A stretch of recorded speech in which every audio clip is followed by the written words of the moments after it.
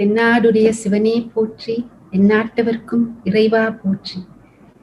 எல்லாம் வல்ல தோணியப்பர் திருவடிகளை மனம் மொழி மெய்களால் வணங்குகிறேன்.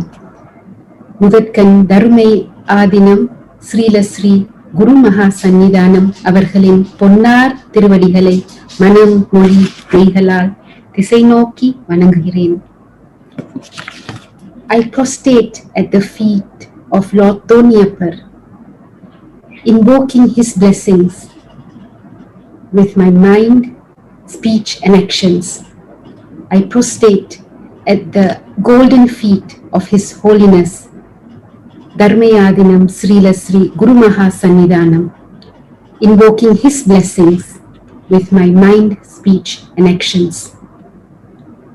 Dear devotees, today on the auspicious Janma Nakshatra day of Guru Maha Sannidhanam, we are blessed to partake in the inauguration of the English arm of Saiva Siddhantam teachings to be conducted by the Dharmapura Adinam. It is indeed a great honor to be given the opportunity to be part of the faculty. Words just cannot describe how privileged I feel.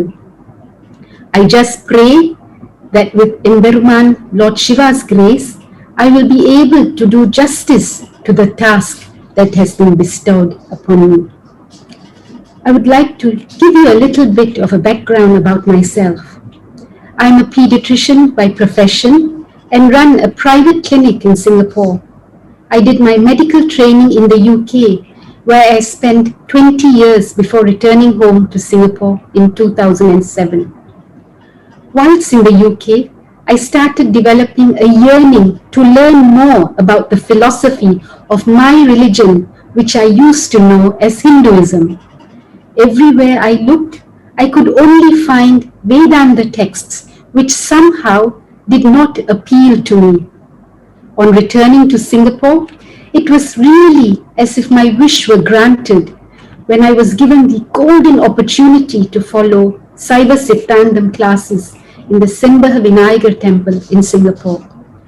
At the very first lesson, hearing basic tenets of Saiva Siddhanta philosophy put across in my very own mother tongue was like finding an oasis after being in a desert for too long. I really felt as if a new door had opened up for me, but little did I realize at the time that it was going to change my path, thoughts and approach to life in so many ways. I would like to share some of the features of Saiva Siddhantam that have touched me and attracted me. One of the main things is the one God philosophy that Saiva Siddhantam emphasizes. I used to have many an argument about the need to pray to so many deities, and this really made sense to me, the one God philosophy.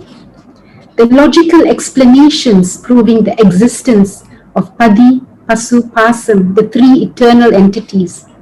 The logical arguments refuting other philosophies, highlighting their flaws and reaffirming that Saiva Siddhantam truly can answer all our questions. The lack of differentiation amongst people due to their castes is one other attraction. The structured path set out to attain the Lord's feet, namely Sariyai, Kiriyai, Yogam, Jnanam, which will be explained during the forthcoming lessons.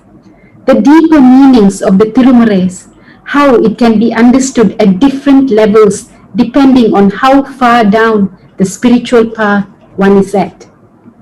The way one's love and devotion to the Lord increases exponentially the more one learns and understands the Siddhanta texts or Mekanda Sastras and Tirumurais.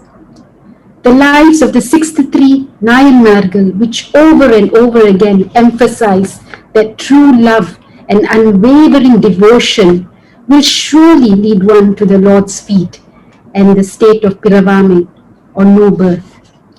The exposure to Tamil texts, the opportunity to not only widen my Tamil vocabulary but to also be bathed in the beauty of Tamil prose and poetry.